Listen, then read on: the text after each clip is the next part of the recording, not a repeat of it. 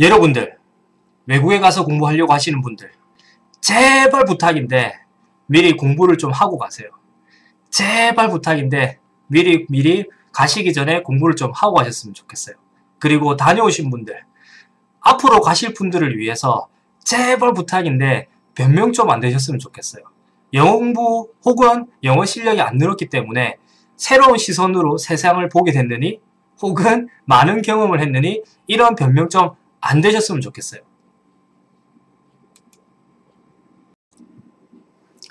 안녕하세요. 영어대장 칼입니다. 자, 오늘은 옆에 있는 제목과 같이 유학연수, 교환학생, 워킹, 인턴십. 자, 외국을 갈 수 있는 여러 가지 경로들이 각각 어떤 장단점이 있고 이 중에서 가장 효율적인 건 어떤 것인가에 대해서 얘기를 해보도록 하겠습니다. 전제를 하나만 깔면 좋겠어요. 다른 뭐 경험적인 면이나 아니면은 예를 들면 뭐 새로운 이런 생활 패턴, 생활을 경험했다 이런 부가적인 것들은 빼고 오로지 영어 실력 늘리는 거 이 기준만 가지고 이야기를 한번 해보도록 하겠습니다. 자, 본론에 들어가기 앞서 저는 개인적으로 한 번도 외국에 가서 공부를 해본 적이 없고요. 지금에 나와 있는 옆에 적혀있는 어떤 경로를 통해서도 여행을 다녀보긴 했지만 영어 공부를 하기 위해서 외국을 가본 적은 없고 그리고 제가 학생들을 가르칠 때도 실제로 외국을 가는 것보다도 한국에서 정확한 방법으로 공부를 하는 게 실력적인 면을 외국에 가는 것 못지않게 혹은 외국에 가는 것보다 더 빨리 레벨을 늘릴 수 있다라고 생각을 가지고 있는 사람이기 때문에 제가 얘기를 하는 도중에 제 이런 개인적인 생각이나 성향이 조금 묻어날 수도 있다는 점, 이 영상을 보시는 분들은 그런 부분에서는 조금 양해를 해주셨으면 좋겠고 이해를 좀 해주시면서 이야기를 들어주시면 좋을 것 같아요. 다시 말씀드리지만 저는 한 번도 이제 이런 경로를 통해서 외국을 가본 적이 없기 때문에 제가 지금부터 말씀드리는 내용들은 제가 많은 학생들을 이 여러 가지 경로를 통해서 외국 갔다 온 학생들을 이런 학생들과 얘기를 하면서 실제로 들었던 내용들을 종합적으로 말씀드리는 거고 그 여러 학생들, 많은 학생들의 각각의 개인적인 이런 경험들은 배제를 하고 이제 보통 공통적인 것들, 보통 가면 이런 힘듦이 있더라, 보통 가면 이렇더라 이런 거를 위주로 제가 얘기를 해드리도록 하고 실제로 다녀온 학생들의 레벨을 제가 평가를 했을 때 어느 정도 레벨이더라 제가 알고 있는 그런 레벨 측정을 기준으로 얘기를 한다는 점 이해를 좀 해주셨으면 좋겠습니다. 자, 그러면 본격적으로 한번 들어가 볼까요? 자, 일단은 첫 번째가 유학이죠. 그렇죠? 자, 유학 같은 경우는 연수랑 같이 좀 이렇게 생각을 해볼 필요가 있는 것 같아요. 왜 그러냐면 유학과 연수는 공통점이 있죠. 그 공통점은 실제로 돈이 든다라는 거죠. 금전적인 면이 어느 정도 받쳐줘야만 제가 볼 때는 가능한 외국을 가는 경로라고 생각이 들고 실제로 저희 우리나라에서 한 중산층에 계신 분들이 유학을 부모님들이 보내준다든지 그들의 자녀들을 아니면 연수를 보내준다라는 거는 꽤 힘든 거라고 저는 개인적으로 판단을 해요. 거기에 들어가는 금액들을 생각을 해보면 뭐 어떤 분들은 유학을 가서 장학금을 받기 때문에 실제로 그렇게 많은 돈이 들지 않는다는 분도 계시긴 했지만 대부분의 분들은 비용이 많이 드는 게 사실이죠. 그렇죠? 자, 제가 옆에 좀 적어놨죠. 그쵸? 유학 얘기를 본격적으로 들어가기 전에 제가 옆에 적어놨던 것들이 어떤 건지만 좀 말씀을 드릴게요. 제가 유학은 전공 공부를 열심히 해야 되고, 연수는 비용 대비 효율성을 꼭 생각을 해야 되고, 워킹 같은 경우는 꼭 가기 전에 공부를 하셔야 되고, 인턴십은 어떤 회사를 들어가냐에 따라서 복불복으로 조금 이제 본인의 삶이나 레벨을 늘리는 환경이 조성이 되냐 마냐가 결정이 될 것 같고 교환학생은 제가 조금 우습게 적어놨는데 그냥 노세요 이렇게 좀 적어놨죠. 교환학생 이미 다녀오신 분들이나 가기로 예정돼 있으신 분들은 그냥 노세요라는 얘기를 적어놓게 되면 조금 기분이 안 좋으실 수도 있는데 일단은 제 얘기를 들어보시게 되면 그 생각이 조금은 바뀌실 수도 있고 이미 다녀오신 분들도 아 맞아 라고 공감을 해주실 수도 있을 것 같아요. 그리고 그 옆에 슬러시 다음에 제가 적어놨던 것들은 유학이나 이런 여러 가지 방법들이 영어 레벨을 빼는 거랑 얼마나 관련이 있는지에 대해서 제가 정도를 적어놓은 거다 이렇게 생각하시면 될 것 같아요. 자, 유학 같은 경우는 가는 사람이 영어에 대해서 얼마만큼 생각을 하고 비중을 두느냐에 따라서 조금 다를 수가 있기 때문에 중이나 뭐 어느 정도 아니면은 좀 적게 이렇게 적용이 된다. 영어랑 연관이 있다 생각할 수 있을 것 같고요. 연수 같은 경우는 영어가 거의 주기 때문에 제가 뭐 다라고 적어놓고, 워킹 같은 경우는 앞에 제가 슬러시 앞에 적어놓은 것처럼 꼭 가기 전에 공부를 해야 된다. 공부를 하고 갈 경우에는 관련이 많이 있을 수 있고, 공부를 안 하고 갈 경우에는 관련이 적을 수 있고, 인턴십 같은 경우는 제가 생각할 때는 영어와 관련이 좀 적다라고 판단이 되고, 교환학생 같은 경우는 적거나 없거나 이렇게 저는 개인적으로 판단을 내렸습니다. 이야기를 좀 들어보시면서 제 얘기가 아니면 제가 설정해 놓은 이 정도가, 그리고 이것들의 결론을 제가 적어 놓은 거거든요. 그 결론들이 본인한테 공감이 되시는지 한번 생각을 해보시면 도움이 되실 것 같아요. 자, 그러면 다시 본격적으로 유학에 대해서 얘기를 해볼까요? 자, 유학 같은 경우는 제가 옆에 전공 공부 열심히라고 결론을 내놓은 것처럼 실제로 영어 공부를 하러 가겠다는 의도 혹은 목적보다는 본인의 전공을 조금 더 나은 환경에서 조금 더 심도 있게 공부하기 위해서 외국을 가는 방법이 유학이 된다라고 저는 알고 있어요. 그래서 영어 공부가 주이기보다는 전공 공부가 주가 돼버리죠. 그렇기 때문에 영어 공부에 대해서 그 정도로 생각을 많이 못할 수밖에 없는 마음가짐이 될 수밖에 없는 것 같아요. 그리고 두 번째 중요한 게 뭐냐면, 실제로 유학 같은 경우는 영어 공부를 이미 해서 어느 정도 레벨이 되시지 않은 분들이 가시게 되게 되면, 제가 알고 있고 제가 듣기로는 가서 전공 공부를 따라가는 것만 해도 힘들다고 저는 얘기를 들었어요. 그래서 어떤 삶을 사느냐, 거기 가서 영어에 관련된 어떤 삶을 사느냐라고 이렇게 들여다보게 되게 되면, 학교에서 수업을 듣는데 정확하게 그 수업의 내용을 받아들이거나 이해하기는 좀 힘들겠죠. 그리고 그 수업을 시험도 쳐야 되고 자기 전공 공부를 해야 되기 때문에 다시 그 수업이 끝난 이외의 본인 시간에 그 전공 공부를 다시 또 하셔야 되겠죠. 사전을 찾는다든지 뭐 책을 보면서 해석을 하고, 그리고 그걸 외우는 과정으로 시간을 꽤 많이 투자해야 되는 걸로 알고 있어요. 그리고 특이한 경우 같은 경우는 제가 듣기로는 교수님한테 허락을 받고 교수님께 이제 이렇게 강의를 녹음을 해서 집에 가서 여러 번 반복적으로 들으면서 그 수업에서 했던 내용을 습득하는 것도 하는 분도 있다고 저는 얘기를 들었어요. 그렇게 생각을 해보면 과연 영어에 투자할 수 있는 시간 그리고 의지가 어느 정도 될지가 의문이 들 수밖에 없겠죠, 그렇죠? 그래서 물론 유학 가시는 분들이 미리 영어 공부를 좀 많이 하고 가시면 참 좋겠지만, 전공 공부가 주기 때문에 영어는 부가적으로 생각을 해서 안 하고 가시게 된다 하더라도 굳이 영어에 대해서 스트레스를 그렇게 많이 받지 않으시고 결론적으로 본인이 얻어야 될 게 전공 공부에 대한 심도 있는 공부, 그리고 좀 더 전공 공부에 관해서 약간 전문성을 띌 수 있게끔 좋은 강의를 듣고 열심히 공부를 했고 그거를 꼭 얻어오셔야 될 것 같고, 그리고 부가적으로 굉장히 능숙한 영어라기보다는 약간의 영어, 어느 정도의 영어 실력의 향상을 기대를 한다면 저는 유학의 삶이 그렇게 나쁘게 뭐 흘러갈 거라고 생각이 들진 않아요. 그런데 아마도 처음에 유학을 가시는 분들은 이제 영어도 잡고 전공도 잡고 두 마리 토끼를 다 잡으려고 생각을 하실 거기 때문에, 거기에 제가 꼭 한마디만 말씀을 드리게 되게 되면, 저는 유학을 가시는 분들은 실제로 지금 다른 경로를 통해서 외국을 가시는 분들보다 더 많은 오랜 기간 동안 외국에 있으실 거기 때문에 아마 그 기간이 길다라는 것 점 때문에 가서 공부를 해야 되겠다는 생각이 좀 더 많으실 것 같은데, 정확하게 영어 공부를 할 수 있는 방법적인 면이나 어떻게 해야 되는지에 대한 고민을 할 수 있는 시간 여력이 부족하실 수밖에 없기 때문에, 전공 공부 때문에 부족하실 수밖에 없기 때문에 저는 최소 1년 정도는 미리 공부를 좀 하고 유학을 가는 게 그래도 좀 낫지 않나, 1년 정도는 하고 가셔야 되지 않나, 이런 생각이 좀 드는 것 같아요. 앞으로 제가 뭐 말씀드린 연수나 워킹이나 인턴십이나 교환학생들 다 마찬가지로 가장 강조하고 싶은 부분은 어떤 방식을 통해서 외국을 가는 게 좋냐보다는, 물론 그 효율성에 대해서 따져봐야 되겠지만 꼭 그 영어 공부를 미리 좀 하고 가셨으면 좋겠다. 이게 가장 큰 포인트이기 때문에 저는 개인적으로 유학 같은 경우는 굉장히 오래, 다른 방법보다는 오래 있으셔야 되니까 한 1년 정도는 꼭 한국에 계실 때 공부를 좀 하고 이렇게 가시면 좋으실 것 같아요. 자, 그러면은 그쵸?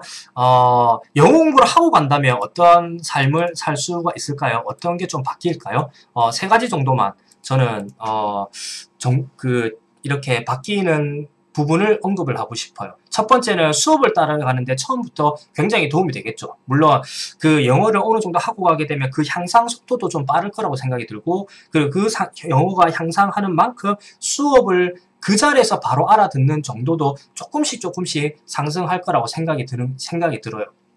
그리고 혼자 이렇게 전공 공부를 하실 때도 그 전공에 관련된 단어나 이런 것들은 어려우실 수밖에 없잖아요. 그런 용어들만 어느 정도 습득이 되시게 되면 혼자 공부하시는 것들도 충분히 쉬워질 가능성도 크고, 그리고 당연한 얘기긴 하지만 유학을 갔을 때 공부만 이렇게 하실 수 없으니까 친구도 사귀고 그 나라에서 삶도 이렇게 유지를 하시고 생활도 이렇게 하실 때도 아마 영어 공부를 미리 하고 가시게 되면 그 생활이 조금 더 원활해질 수도 있는 가능성이 좀 더 열릴 것 같아요. 그래서 유학을 마지막으로 정리를 하게 되게 되면 영어 공부랑은 크게 좀 이렇게 관련이 없고, 제가 볼 때는 전공이랑 좀 더 관련이 깊고, 그래서 영어 공부를 하고 안 하고 가시는 분들은 자기 전공에 집중을 하시고 영어의 성과는 적당히만 기대를 하시면 좋을 것 같고요. 영어 공부를 하고 가게 되게 되면 당연히 다른 경로와 똑같이 좀 더 영어 공부를 안 하고 가신 분들보다는 많은 걸 얻으실 수가 있다. 이렇게 생각을 하시면 좋을 것 같아요. 뭐 유학이든 연수든 워킹이든 여러분들이 꼭 그 유학을 다녀오신 분들, 연수를 다녀오신 분들의 얘기를 꼭 좀 들어보셨으면 좋겠고요. 영어 공부를 안 하고 가셨을 때 어떤 상황이 벌어지는지에 대해서 조금 들으시면 아마도 제가 지금 얘기해드리는 것들이 조금 더 공감이 되지 않을까 싶네요. 자, 연수로 한번 넘어가 볼까요? 연수랑 유학의 공통점이 이제 비용이 든다는 거였다. 그러니까 금전적인 게 좀 소비가 되고 비용이 든다는 거였다. 그렇죠? 아마 이제 여력이 안 되시는 분들은 유학이나 연수를 아마 배제를 하고 생각을 하실 것 같아요. 그래서 연수를 가시는 분들 혹은 유학 가시는 분들은 그렇죠, 어떻게 보게 되게 되면 굉장히 좋은 혜택을 받고 있는 것 같네요. 제가 볼 때는. 자, 연수가 실제로 1년 정도 대부분 가시죠. 그렇죠? 그리고 연수를 가는 게 아마 제 생각에는 영어 레벨을 높이기에는 가장 현실적인 방법이 아닐까 싶어요. 저는 개인적으로 워킹을 가는 게 영어 향상을 위한 가장 이상적인 방법이라고 저는 개념을 잡고 있고, 연수를 가는 게 영어 실력을 높이기 위한 가장 현실적인 방법이라고 정의를 내리고 싶어요. 왜 제가 워킹을 이상적인 방법이라고 얘기를 하는지는 워킹 파트에 가서 말씀을 드리도록 할 건데, 왜 연수를 가는 게 현실적인 방법이라면, 유학이나 워킹이나 인턴십이나 교환학생이라고 조금 다르게 연수의 목적은 하나, 영어밖에 없죠.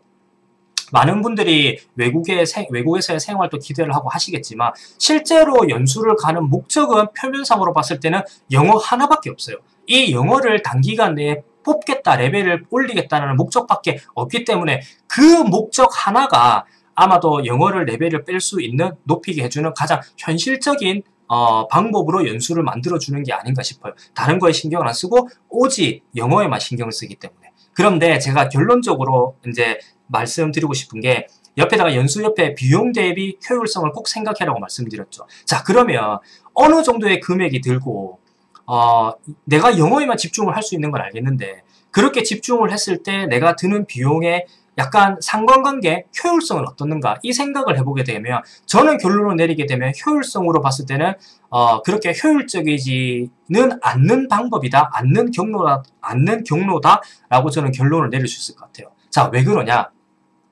실제로 첫 번째는 이미 앞에 유학 얘기를 할 때 말씀을 드린 것처럼 많은 분들이 연수는 영어 공부를 하러 가시는 거기 때문에 가서 할 생각을 많이 하세요. 즉 미리 공부를 잘 안 하고 가시죠. 한국에 있을 때는 전공 공부 혹은 이런 거 열심히 하고 가서 영어 공부를 해야지라고 생각을 하시는 것 같아요. 그런데 연수를 가시게 되게 되면 일정 기간의 적응 기간이 필요하거든요. 그게 뭐 짧은 분들은 한 달, 많은 분들은 한 서너 달 이렇게 걸리기도 하는 것 같더라고요. 그 시간을 줄이고, 그리고 한국에서 공부하는 것과 연수를 갔을 때 공부하는 거에 가장 두드러지는 차이점은, 실제로 학원을 갔을 때 유학 같은 경우는 학교를 들어가는 거고 연수는 학원을 가는 거죠. 그렇죠? 학원을 갔을 때 한국에서 학원을 다니는 거랑은 가장 큰 차이점이 커리큘럼이나 수업을 하는 방식이 차이가 나는 게 아니라 수업 시간이 차이가 나죠. 한국에서는 끼케야 하루에 뭐 많으면 2시간 그리고 그걸 일주일 5일 정도 수업을 듣는 반면에 연수를 가시게 되면 하루에 3, 4시간 많게는 5, 6시간 이렇게 많은 수업을 이렇게 듣게 되시죠. 이게 수업 시간이 차이가 나죠. 그리고 두 번째 이게 좀 더 큰 것 같은데 한국에서 학원을 다니시게 되면 끝나고 나면 어차피 한국말을 쓸 수밖에 없는 환경에 노출이 되시죠. 연수는 그런 게 아니죠. 실제로 밖에 나가게 돼서 뭔가 하나를 사더라도 음식을 하나 시켜 먹더라도 영어를 써야 되는 환경에 노출을 되시죠. 그쵸? 저는 이 노출되는 환경 그리고 수업 시간이 긴 거 한국에서 학원을 다닐 때 공부할 때의 차이점을 활용을 잘 하시려면 가서 뭔가 적응을 하고 가서 이런 부분을 어떻게 활용을 해야 되겠다고 생각하는 것보다는 이미 어느 정도 공부를 했기 때문에 어떻게 활용을 해야 된다는 걸 알고 가시게 되게 되면 그 적응 기간이 줄어들 거라고 생각이 들어요. 그래서 저는 개인적으로 연수를 1년 정도 가신다고 했을 때 적응 기간을 빨리 줄이고 빨리 자기가 받는 혜택을 잘 활용을 하시려면 다른 어떤 공부 방법보다도 비용 대비 효율성을 내시려면 미리 공부를 하고 가시는 게 훨씬 더 도움이 되실 것 같고요. 제가 단도직입적으로 하나만 여쭤볼게요. 아마 이 정도로 공부를 안 하고 연수로 가시는 분은 없으실 건데 혹시라도 문법을 공부를 안 하고 가셨어요. 그런데 가서 보니 문법을 공부해야 될 것 같아요. 그걸 깨달았다고 칠게요. 물론 안 깨달으시는 분도 계시고 끝끝내 문법 공부를 안 하고 말하기만 계속 하다 오신 분도 계시겠지만 본인이 깨달았다고 쳐요. 그러면 문법 공부를 원어민 선생님이랑 수업을 하면서 공부하실 수는 없잖아요. 혼자 공부를 하셔야 되잖아요. 얼마나 비효율적이신가요? 이미 뭔가를 공부를 조금 하고 가게 되게 되면 가서 그렇게 한국에서 할 수 있는 것들을 거기에 가서 안 해도 된다. 이 개념을 꼭 기억을 하시고 미리 공부를 하고 가는 게 중요하다는 거 아셨으면 좋겠어요.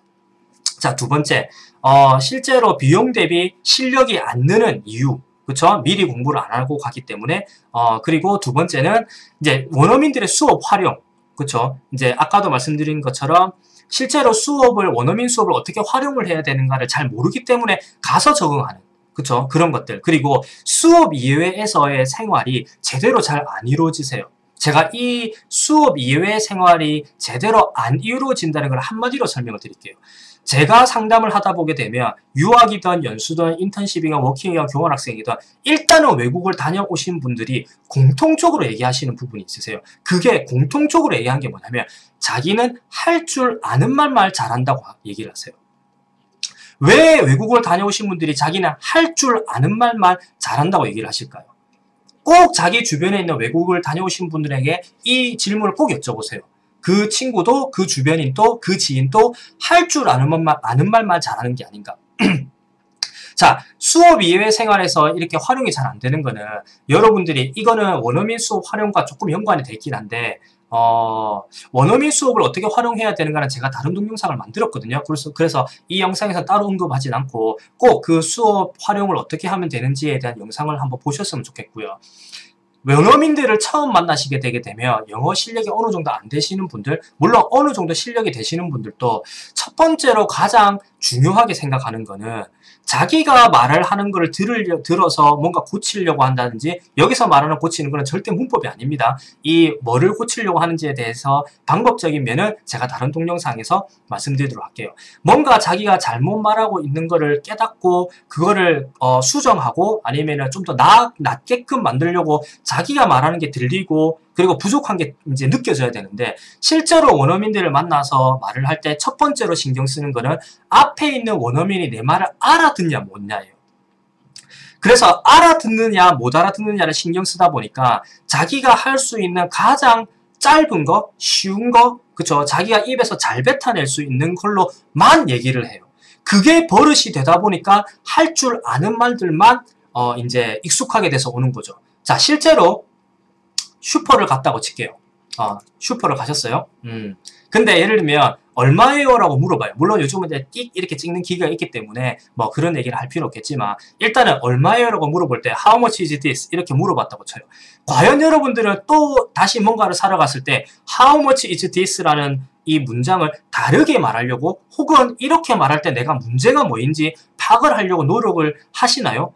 아마 제 생각에는 연수를 가신 분들은 계속 비슷한 말만 하는 이유가 아까 전에 원어민이랑 만났을 때 뭐에 집중을 하는지 그 이유 때문에 비슷한 말들만 계속 반복적으로 하실 거예요. 그리고 이거는 제가 일침을 하나 가해볼까요? 연수를 가시거나 외국에 계신 분들이 실제로 원어민들이랑 얘기를 할 때 조금이라도 복잡한 얘기가 나오게 되게 되면 아마도 예를 들면 할 얘기가 좀 많다? 그쵸? 이 얘기는 간단하게 한 두세 문장으로 끝내는 게 아니라 쭉 많은 얘기를 해야 될 것 같다? 이런 느낌의 주제가 나오고 그런 질문이 자기한테 나오게 되게 되면 그 얘기를 절대로 다 안 풀어내세요. 왜냐면 자기가 할 줄 아는 거 익숙한 걸로는 그 얘기를 못 풀어내기 때문에. 이해 좀 되시나요? 그래서 어느 이제 할 얘기가 많은데도 불구하고 어떤 주제가 어떤 그 질문의 답변이 그런데도 짧게 얘기하고 빨리 자기 차례를 넘기려고 노력을 하세요. 많은 분들이 그러시고 저는 개인적으로 대부분 분들이 그러신 것 같아요. 그렇기 때문에 외국을 다녀오신 분들이 공통적으로 하는 얘기가 자기는 할 줄 아는 것만 잘한다는 얘기인 것 같아요. 그쵸? 아마도 이제 수업 이외의 상황에서 그쵸? 영어를 계속 쓸 수 있는 상황이면 뭔가 다르게 말을 하려고 하고 자기가 부족한 걸 깨달았다면 그 부족한 거를 고치거나 좀 이렇게 보완하기 위해서 또다시 새로운 실전 상황이 한국애랑 다르게 영어를 쓸 수 있는 상황이 생기게 되면 그거를 시도를 하려고 노력을 하셔야 되는데 그냥 똑같은 자기가 말 잘하는 거 안 뻐벅거리고 쭉쭉 나올 수 있는 그런 걸로만 이제 계속 생활을 하시기 때문에 실제로 저는 이 수업 이외의 생활에서 활용이 안 된다. 그쵸? 그 이유는 계속 자기가 익숙한 것만 뱉어내려고 한다. 그렇기 때문에 그렇다라고 생각이 드는 것 같아요. 그쵸? 그래서 저는 실제로 원어민 수업 활용하는 이런 제 영상을 또 좀 보시고 혹은 본인 스스로 생각을 하셔서 미리 공부를 좀 하시고 활용 방법도 좀 알고 가셨으면 좋겠고 그리고 이미 가 계신 분이라든지 앞으로 갈 계획이신 분들은 그쵸? 어떤 식으로 내가 그 상황에 많이 노출이 되는 한국에서 공부하는 것과 다른 혜택 그쵸? 많이 노출이 되는 이런 걸 어떻게 활용을 잘할 건가? 그쵸? 그러니까 저는 제가 여러분들이 이런 생각할 것 같아요. 그래. 이 사람 말이 맞다면, 진짜 나도 연수를 가서 비슷한 말만 계속 뱉어내고, 앞에 있는 원어민이 알아듣기를 원해서 계속 내가 할 줄 아는 걸로만 말한다고 하게 되게 되면, 그런 상황을 어떻게 극복을 하면 되지? 어떻게 극복을 하려고 노력을 해야 되지? 일단은 그거를 극복을 해야 될 대상으로 인지를 해야 되겠구나. 요렇게 정도로 생각을 하셨으면 좋겠어요. 그쵸? 이제, 이렇게 상황에 노출이 되셨을 때 어떻게 처리를 하시면 되고 어떤 생각을 하셔야 되는지는 실제로 그 사람의 레벨에 따라 조금 다르거든요. 이제 이런 부분에 대해서는 어떤 거를 신경을 쓰셔야 되고 자기가 말하는 게 들리는 게 또 어떤 거고 이런 것들은 공부 방법 영상에서 자세하게 설명을 드리도록 하겠습니다. 자, 일단은 중요한 거는 계속 반복적으로 비슷한 걸 쓰고 그 앞에 있는 원어민이 알아듣기 하기 위해서 그 목적이 주가 되기 때문에 계속 반복적으로 비슷한 걸 쓰기 때문에 이렇게 뭔가 활용도가 실전에서 이제 이 실전을 활용하는 게 조금 부족해진다, 좀 덜해진다 이렇게 정리를 하시면 좋을 것 같아요. 자, 일단은 그리고 제가 조금 번외편으로 두 가지만 이렇게 좀 조언을 드려볼까요? 저는 개인적으로 적응을 빨리 하기 위해서 연수하시는 분들이 곧 출국을 해야 되는 그 동네 아니면 그 학원 여기서 정보를 많이 알고 있는 분들에게 빨리빨리 정보를 가서 도착하셔서 물어보고 이렇게 정보를 빨리 아셨으면 좋겠고요. 그리고 두 번째는 여러분들이 제발 표현이나 이디엄이나 이런 류의 수업은 좀 안 들으셨으면 좋겠어요. 영어를 못 하시기 때문에 연수를 가시는 거잖아요. 그렇죠? 그러니까 표현이나 이디엄 이런 공부는 실제로 레벨이 좀 높으신 분들이 들으시면 좋은 거기 때문에 가자마자 표현이나 이디엄 공부 재밌기 때문에 듣거나 이러지 마시고 기본적인 거에 조금 충실하려고 노력하셨으면 좋겠습니다. 자, 영어 공부를 하고 간다면, 그쵸? 유학, 얘기를 했을 때랑 똑같이 영어 공부를 하고 간다면 어떻게 조금 달라질 수가 있는가? 아마도 제가 문법 공부를 하고 가게 되게 되면 굳이 거기 가서 문법 공부를 할 필요 없다라고 예로, 그쵸? 문법 공부를 안 하고 가시는 분들은 거의 없으시겠죠? 예로 들어드리는 것처럼 가서 혼자 책상에서 공부하는 시간이 줄어드시겠죠? 그쵸? 미리 공부를 하고 가신다면. 그러면 실전을 많이 부딪히는 게 도움이 되는 그런 상황이 연출이 되실 수 있을 것 같아요.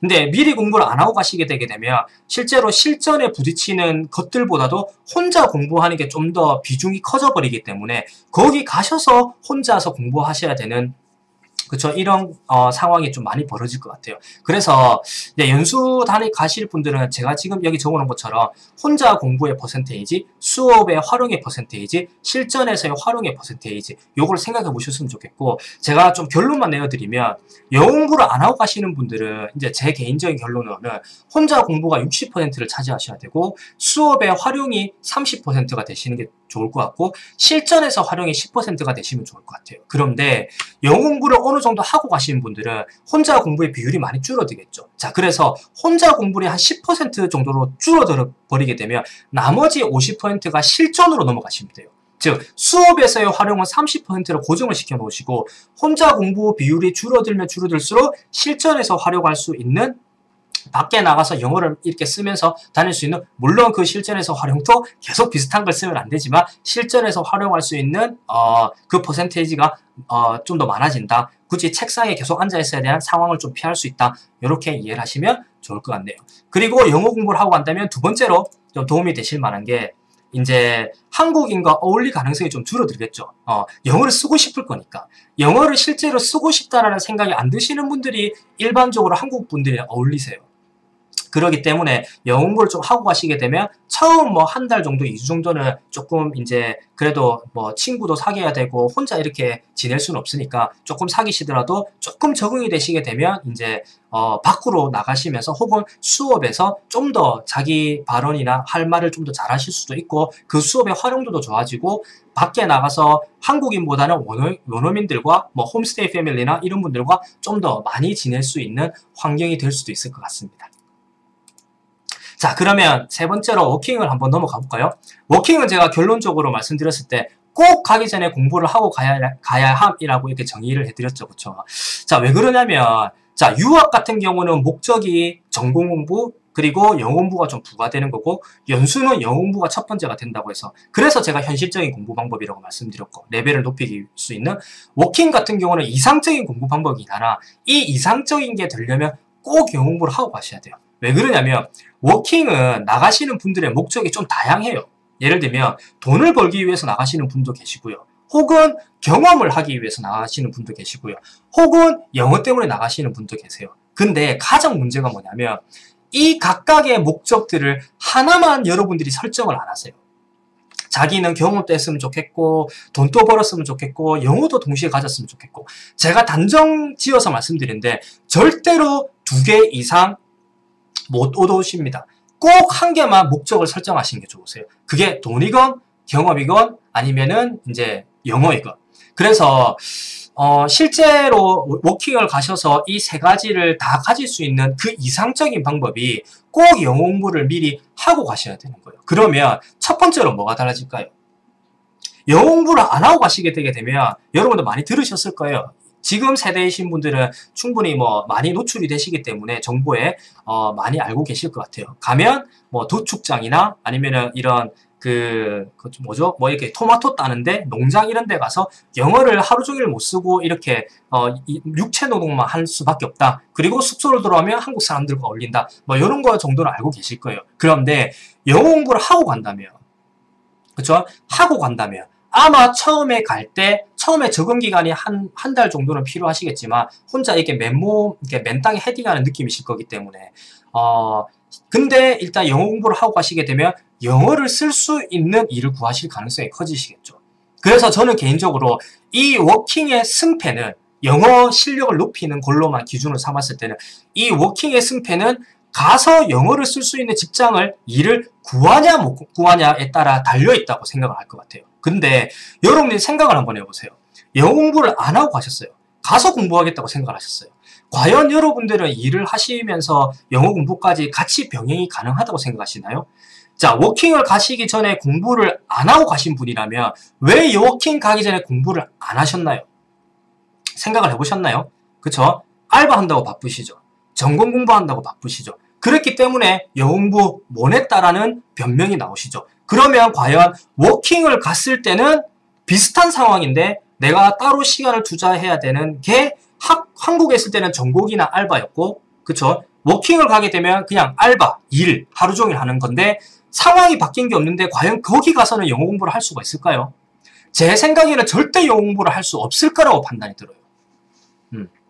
그렇기 때문에 정말 비용 대비 효율성을 뽑고자 하시는 분들은 연수를 가시기 전에 꼭 영어 공부를 하셔야 되고, 워킹을 영어적으로 봤을 때 꼭 성공하시는 분들은 이거는 적당히 하고 가는 게 아니고 꼭 영어 공부를 많이 하고 가셔서 그 많이 하는 정도가 가서 그래도 한 3, 4개월 안에는 영어를 쓸 수 있는 직장을 구하는 것. 그 목표를 가지고 가시는 게 그 워킹의 승패를 나눈다. 제가 말씀드리는 승패는 뭐 경험이나 아니면은 뭐 돈을 말하는 게 아니고 이제 영어적인 승패를 나눈다. 이렇게 생각하시면 좋을 것 같아요. 그래서 영어 공부를 하고 가시는 게 저는 제일 강력하게 말씀드리고 싶은 게 워킹인 것 같고요.